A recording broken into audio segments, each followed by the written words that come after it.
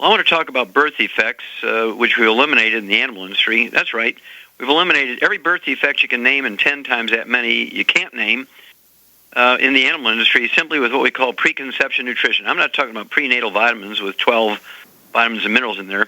I'm talking about a complete program with over 255 nutrients, including the 90 essential nutrients.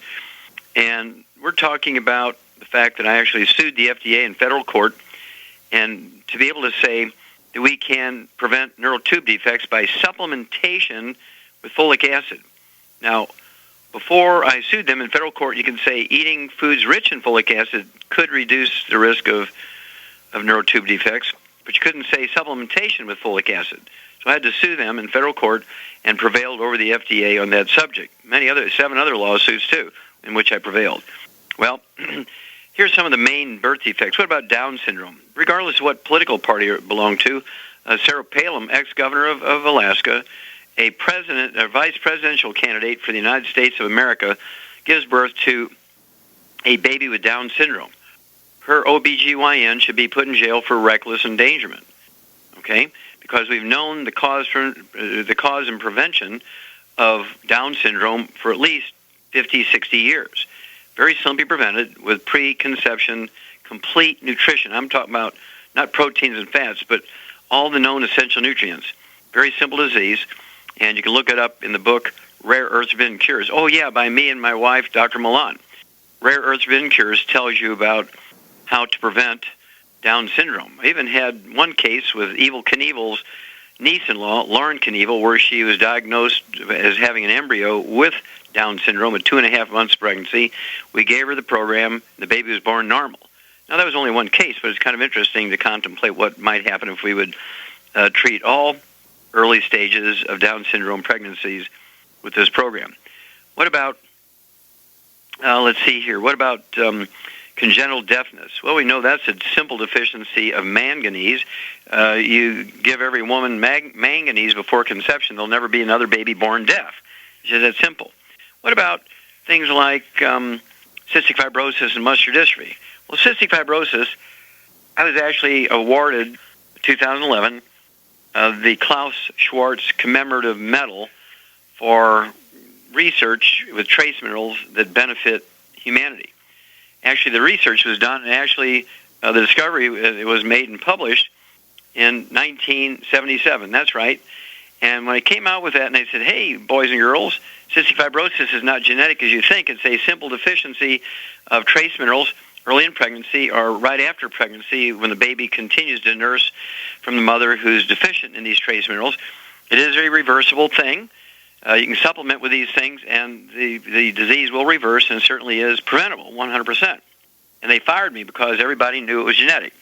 Well, guess what? Who prevailed? They're all dead, and I prevailed and got the award. Well, the main thing is that the kids will benefit now because I'm able to talk about this because of the weight of this award. This gives credibility to what I've been saying for 35 years. Well, as a result, my wife and I went to China in 1990. We did 1,200 autopsies, 1,200 autopsies on kids under the age of 10 that died of cardiomyopathy heart disease in Qishan province, China. Every scientist who studies trace minerals knows that Qishan disease is caused by a selenium deficiency. Little or no selenium in the soil in Qishan province of China. A very high percentage of kids who are in subsistence farm families that grow their food, eat only the food grown in their land. There's no selenium in the soil, so they have a very high rate of cardiomyopathy heart disease. Well, if I was correct about cystic fibrosis being caused and prevented by and cured by supplementation with selenium, there should be a lot of these kids that die of cardiomyopathy heart disease, a known selenium deficiency, have cystic fibrosis. 32% had cystic fibrosis. Oh, yeah, by the way, 100% had muscular dystrophy. So we've been working with the Amish communities in Indiana and Illinois and Ohio and Michigan now for about 4 years in a very organized fashion. The first muscular dystrophy kid I cured was 25 years ago maybe 22 years ago in Lancaster County, Pennsylvania. And, of course, one case like that is kind of interesting. If I was at Harvard Medical School, it would be published all over the place, but not being from Harvard Medical School, they would just say, well, who knows about the diagnosis? But now that we have hundreds We're getting close to publishing and releasing this to the public, so don't tell anybody you heard about this yet, because it's going to be released to the public here. So don't tell anybody you've heard. We now understand the natural history, what leads up to the cause of muscular dystrophy. We know how to prevent it, and we know how to reverse it. And we've been doing this now for the last few years in communities across the United States, particularly in the Midwest, where the local universities, the state universities that have agricultural departments, do the analyses in the soil. There's little or no selenium in the soil. These people are indigenous farmers. They live exactly on their place. They do not go to town to eat. They do not get groceries from in town. They live off their gardens. And this is why they have such a high percentage of muscular dystrophy, cardiomyopathy, heart disease, and cystic fibrosis. Watch for this story. Don't tell anybody. But just think about it. We now know how to prevent and cure muscular dystrophy. Wow. We'll be back after these messages. Okay, Doug, what pearls of wisdom do you have for us? I thought we'd talk about this Fox News story that's headlined, "Most U.S. Doctors Baffled by Cancer Screening Stats." And what they're talking about here is they say that most U.S. doctors fail to grasp simple statistics about cancer screening, which could boost their enthusiasm for unproven and potentially harmful tests, according to a new poll. They say 3/4 of more than 400-plus doctors that were surveyed believe that better survival rates prove screening is a lifesaver, although that's not the case. They say nearly half thought early detection translates into saving lives, which is another common misconception. According to Dr. Otis Brawley, he's the chief medical officer for the American Cancer Society, says this is really unfortunate because one of the things we always say is to discuss this with your doctor. It says this is evidence that your doctor doesn't know. So the lack of statistical sophistication among doctors is part of the reason why prostate screening became so widespread. Of course, we now know that really does no good at all. In fact, does more harm than good. That actually came out from the government itself recently. So a misunderstanding of statistics has been fueling a great deal of screening, and I suspect that the cha-ching factor may have a little bit to do with that as well. And so, as they say some cases, the slow-growing cancers such as prostate cancer, the tumor might never have bothered the person in the first place, means the screening leads to further tests, which leads to more cost and potential side effects without the benefit to the patient. They say the phenomenon is called overdiagnosis.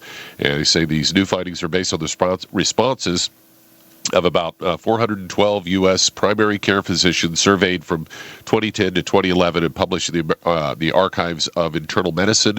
Said when they asked them if a better survival rate proves that screening saves lives, less than a quarter of the doctors answered correctly, and that it doesn't, while 76% did. And they say that doctors were 3 times more likely to recommend a test that increased the irrelevant 5-year survival rates from 68% to 99% than to recommend a test that slashed the much more important death rate from 2 in 1,000 people to 1.6 in 1,000. According to Dr. Virginia A. Moyer, chairs the government-backed U.S. Preventive Services Task Force. In an editorial poll, she says physicians clearly do not understand how to interpret cancer screening statistics themselves. Expecting them to communicate this information to patients is a stretch. So there we have it. The proof is in the pudding, as they say. Yeah, exactly right. And, of course, we had this on our program weeks ago where they were pounding their chest how they said that the colon cancer rate had dropped 53% in the last 20 years because of screening. No, it's dropped 53% because 98% of Americans out there are getting selenium. And there's a guy by the name of Dr. Larry Clark from the University of Arizona, MD, PhD, did a double-blind, gold standard medical research test on 1,300 people, 7 years, and found that 200 micrograms of selenium reduced the occurrence, much stronger than the risk, reduced the occurrence of prostate cancer by 69%, colorectal cancer by 64%, and lung cancer, whether you smoked or not, by 39%. And the reason why the reduction in colon cancer has taken place is not because of screening, which doesn't prevent the disease in any way, shape, or form, but in fact is because everybody's taking selenium, and this is what's reduced the rate of colon cancer. And so we remember we said at that time that I'm pounding my chest, screaming from the top of my lungs, saying, hey, it was dead, doctors don't lie. It got the information out, get people on selenium, and it reduced their cancer, colon cancer, prostate cancer, breast cancer risk significantly. And the doctors want to co-opt that and take credit for it, for a test claiming it prevents and cures colon cancer when you do a screen. They're absolute liars. They all should be put in jail for insurance fraud, a federal crime. We'll be back after these messages. Okay, Doug, let's go to callers. Let's head to Canada. Ed Robert, you're on with Dr. Wallach. Hello, Robert. You're on the air. Good day, guys. Sure. How can we help you? I'm 55. I'm 6 foot tall, 185 pounds. I have Oslo-Weber-Rendu. The modern name is hereditary hemorrhagic telangiectasia. Are you familiar with that at all? Okay, yeah, I know telangiectasia. Okay. Do you have little skin lesions the size of the head of a pin? Do you have internal Yeah, like telangiectasis? TKI on the fingertips and the like. Gets into the gastrointestinal system at older age. In 1999, I had testicular cancer. I had a double hernia surgery at the same time. I also had a heart attack in July of that year. That was the year I was 42. 69? In 1999. Oh, 99, okay. Yeah. And can you tell me what type of heart attack was it? Was it a blood clot, blocked arteries, or was it cardiomyopathy? They were never able to lock it down because when they did the catheterization, they said they know I had a heart attack, but they couldn't find any evidence of it at all. Wait a minute, they couldn't find any evidence of a blood clot or clogged arteries, right? Yeah, no, they could find nothing. Well, there's two other types of heart attacks, and these guys are probably very ignorant of them. See, all they think about is plugged arteries and blood clots, right? Right. So when they do the catheterization, that's what they're looking for. They're looking for parts of the heart that don't have a blood supply, and that's what causes the angina, the pain, and so on, because you're getting a cramp in the heart muscle because there's no oxygen getting to it. I had pneumonia about 3 or 4 days before this occurrence. Okay. Now tell me, you ever had like eczema or dermatitis, psoriasis? No. Okay. You ever had asthma or chronic bronchitis when you were a kid? No. Did you ever have constipation where you needed laxatives or fiber? No, sir. Okay. Any complaints about belly pain when you were a kid? Stomach hurts? No, sir, not at all. Okay, not at all. Okay. All right. The closest thing I have is occasionally I have seasonal allergies. Of course, I get nosebleeds from my HHT, but I use a spray with saline and wild oregano oil, and it keeps the infections down. When they did the double hernia, they put a membrane in there, and I think that's causing a recurring bladder infection. Okay. Now, do you have back problems? Or on occasion. Okay. What about your color of your hair? Do you have any gray or white hair? Oh, yes. My hair is is almost 50% gray, and I have a third cervical vertebrae disc that's collapsing. Well, that would count as a back problem. Okay. Okay.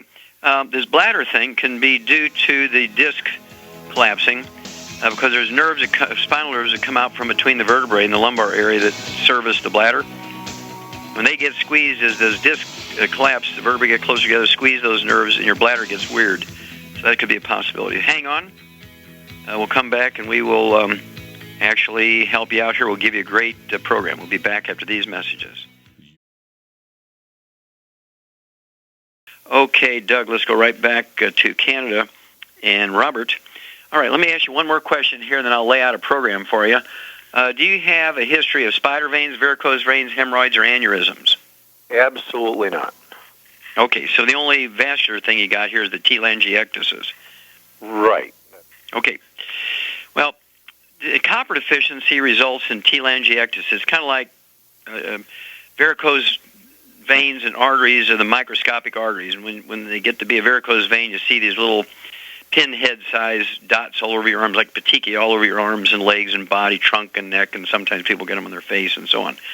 When you have, also, gray hair is caused by a copper deficiency because copper requires a cofactor to turn an amino acid tyrosine into pigment.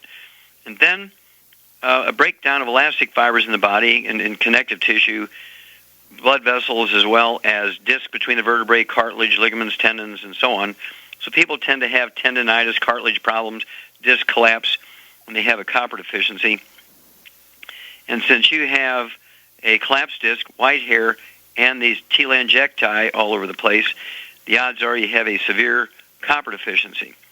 Well, what I want to do, and this goes by body weight, is get you on what we call no bad stuff. That means no fried foods, no processed meats with nitrates and nitrites, absolutely no oils. That means no margarines, no mayonnaise, no salad dressings, no cooking oils, no meat cooked well done, no burnt animal fats, no carbonated drinks with meals.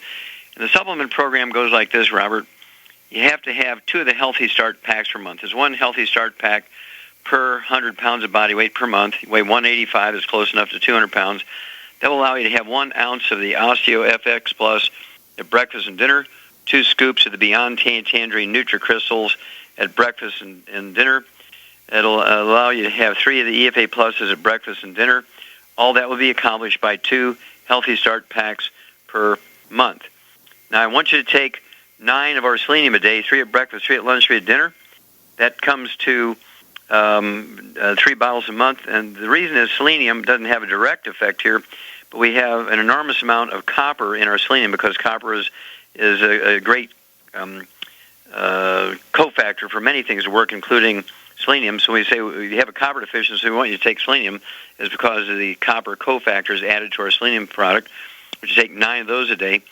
And then I also want you to have what we call the Ultimate Daily Tablets. I want you to take 3 times a day. That'll be 2 bottles a month of the Ultimate Daily Tablets, 3 at breakfast, 3 at lunch, 3 at dinner. And this will give you all the raw materials necessary to support and promote your immune system, to support and promote healthy cardiovascular system, to support and promote maintenance repair of all elastic fibers in your body and pigment in your body. And so in many cases, you can actually see these telangiectae, these little microscopic, or even, like I say, the size of a head of pin. They might get half the size. They can actually shrink a little bit. The idea is not to get any new ones. And you can get them in your intestines, you can get them in your liver, you can get them in your eyes, you get them in your brain, you get them everywhere because it's a global breakdown of elastic fibers in microscopic blood vessels because of a copper deficiency. The first sign you're going to get that things are going good is that your disc pain will go away. Oh, one, because of the disc, and I do need to add one more thing here. Glucogel, I want you to take 15 of those capsules a day, 5 at breakfast, lunch, and dinner. 5 at breakfast, lunch, and dinner. That'll be 15 a day. That's 2 large bottles, 2 240-count bottles a month of the Glucogel. And they're designed to support and promote maintenance repair, cartilage, ligaments, tendons, connective tissue, disc between the vertebrae, bone matrix, and bone itself. Let's head to Pennsylvania. And Ray, you're on with Dr. Wallach. Hello, Ray. On the air. Doctor, about frequent urination, you told me to get my blood sugar number. It's 93. Okay. And there's no sugar or infection in my urine. Okay. Well, that means it's probably... But I have high blood pressure. Okay. And are you on medication for the high blood pressure?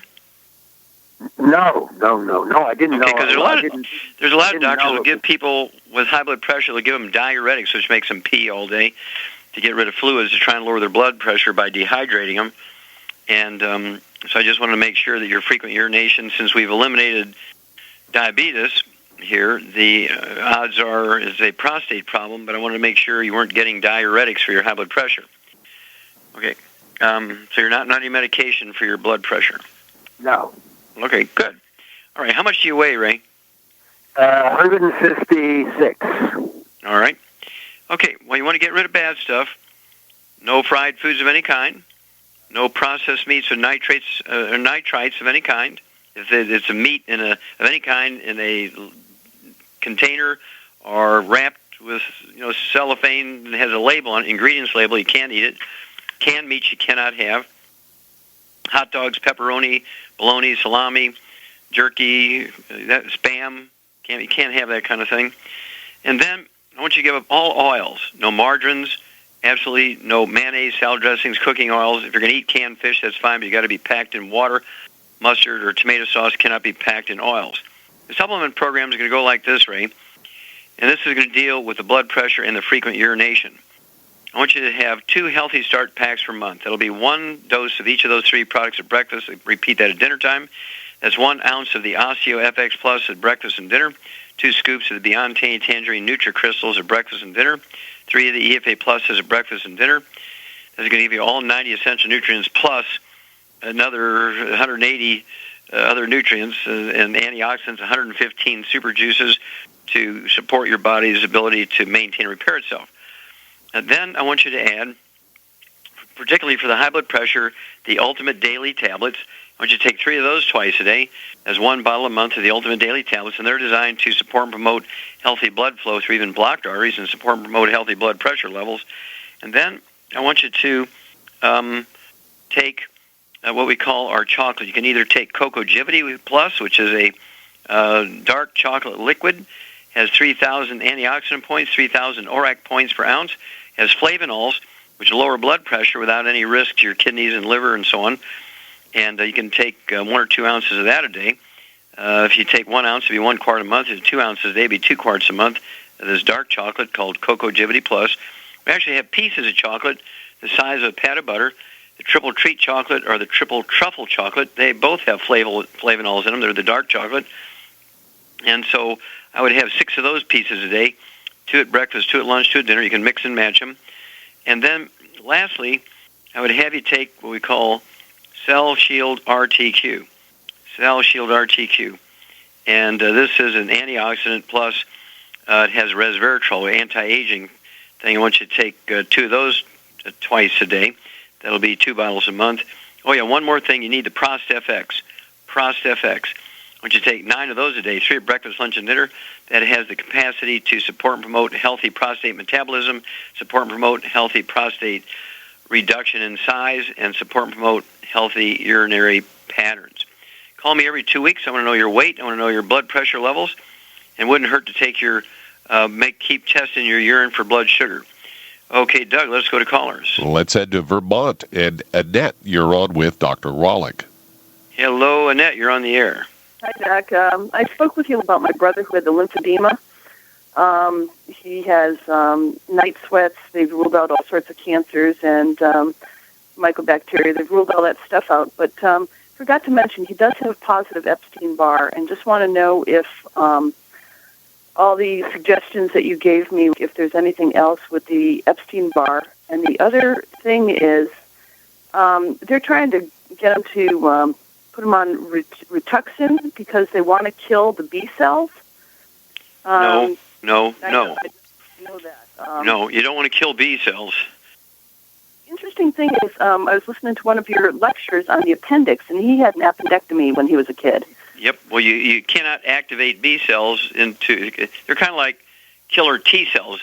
Killer T cells are activated by the thymus, and killer B cells are actually activated by the appendix. You're exactly right. And so, because what's going to happen is he's going to get 10% of the value of B cells. The body keeps throwing those B cells out because those are the things that might be able to help him here because of the Epstein-Barr virus. And they're not getting activated, so the body keeps churning out more B cells. It's not like the B cells are attacking his body or anything. They're just swirling around, and he's only getting 10% of the value because his appendix is gone. Now, let me ask you something else here. Now you've given me another lead here. Does your brother also have any skin problems, eczema, dermatitis, psoriasis? No, he did. After all this stuff started, he had a couple of times where he broke out in a rash and he got jaundiced. Okay. Tell me, did he ever have bronchitis or asthma as a kid? No. Did he ever have constipation or where he needs laxatives or fiber?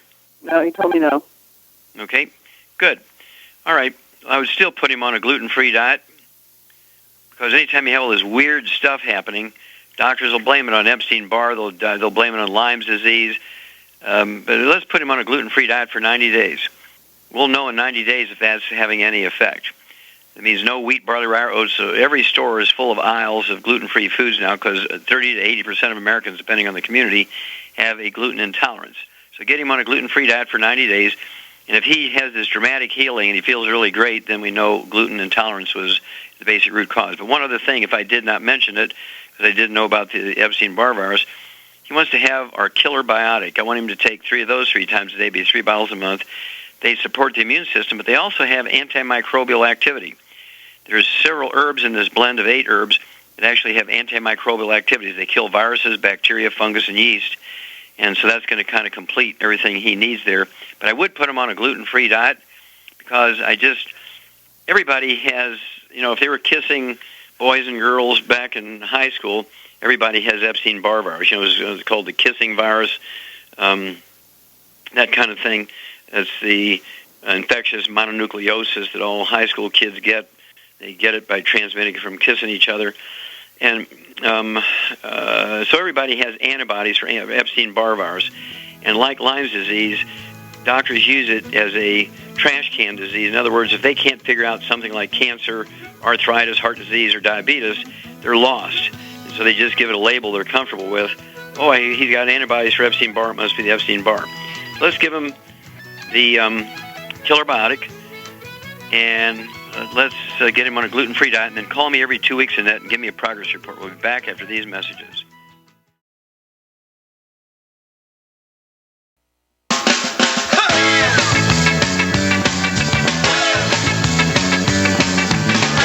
We're back with Dead Doctors Don't Lie on the ZBS Radio Network. Dr. Joe Wallach here for FDI Longevity and 90 for Life Crusade. We do have lines open. Give us a call toll-free, 1-888-379-2552. And Doug, let's go to callers. Let's head to Lyndhurst, New Jersey. And Harriet, you're on with Dr. Wallach. Hello, Harriet. You're on the air. Oh, over here. Hi, how are you? Okay, how can I help you? Well, I'm calling up for progress reports for me, my husband, and my brother-in-law, Dennis. Okay. Fire away. Okay, for who do you want to hear from? Just start, because we only have moments here, so you got to start. Okay, I'll start with me. My COPD is gone. Now, how long did you have COPD? I had about 2 or 3 years. And how long have you been on our program? I'm not quite sure. I don't know if it was from... But I've been trying to call up periodically, and I couldn't get through. This is the first time in a long time I was able to get through. Okay, so when did you, so you've had it for a couple of years, and did you notice benefit in 2 weeks or 4 weeks or 6 weeks or what? For Pete's sake. What? Oh. As you asked me a question before, my daughter was interrupting, so I couldn't hear what you said. Hello? Did you notice benefit? Yeah, did you notice benefit in 2 weeks, 4 weeks, or 6 weeks? I say almost immediately. Okay, now isn't that amazing? I say about 3 or 4 days I started feeling better. Okay, now isn't that amazing? I think it's fantastic. Yeah, well, I mean, how many doctors had you seen besides your family practitioner? You had to go to a pulmonary specialist, right? Yes, I did. And were you getting better? Were you getting worse? Staying the same? Right. Yep. Okay, so why don't you do is stay on the program you're on, but do call me more frequently. Now go on to the next one. How about your brother or your husband? Okay, my brother-in-law, he was a diabetic. His diabetes is gone. Okay, how long was he a diabetic? Oh, my God, for so many years. 10 years, 20 years? I don't know how many years, about maybe 13 years or something like that. And then, I'm not quite sure. How long did it take before his diabetes was gone? I'd say about 2-3 months. He was on. Okay. Now, what I want him to do is, put together, I need, that kind of information, what his A1C hemoglobin was, what it is now, what his fasting blood sugar was, what it is now. We're putting together a couple of papers on diabetes, and we need as many of these kind of testimonies as we can for this paper. So if he would get that all together, and you can call in and give that to Doug next time you call in, okay? Yeah, I got more to tell you. Yeah, well, tell me some more. He was a size 44 waist. He went down to a size 34. Wow, so he lost 10 inches off his belly. I don't know if he did or not, but I didn't say anything about that. Well, that's 10 inches, 44 to 34. That's 10 inches. Yep. That's very good. And not only that, but he had high blood pressure. His blood pressure isn't high anymore. That's gone. He had high cholesterol, and guess what? That's not gone. high anymore neither. Now, is he happy? He's happy. He's very happy. Yeah, well, he should be running up and down the street yelling, telling everybody. Well, he's busy working, but between him and me, we told so many people, and we have so many people call you up. Some of them listen to you, some of them don't. Yep. You know what I mean? That's true. Well, even Jesus couldn't save everybody, right? I'm glad I listened to you. Wait. Well, that's the best I'm thing glad to I say on this listened to program. you, though. You're glad you listened to us. Oh, yeah. Like I said before, my COPD is gone. I weigh 124. Your brother-in-law's high blood went pressure and diabetes is gone. He's lost pounds and inches. Talking about now. Did you have a third one? The We got high time for blood a quick pressure third and one. diabetes. I didn't have diabetes or high blood pressure. No, that's your brother-in-law. That was my brother-in-law. Do you have anybody else? Your husband, anybody else? Yes, my husband, he stopped getting boils, and he also lost a lot of weight. Okay, well, thank you. I appreciate all those great testimonies. Get them written up and talk to Doug and get them faxed into us so we can get them into our scientific papers. Thank you so much, Eric. God bless. Keep up the great work.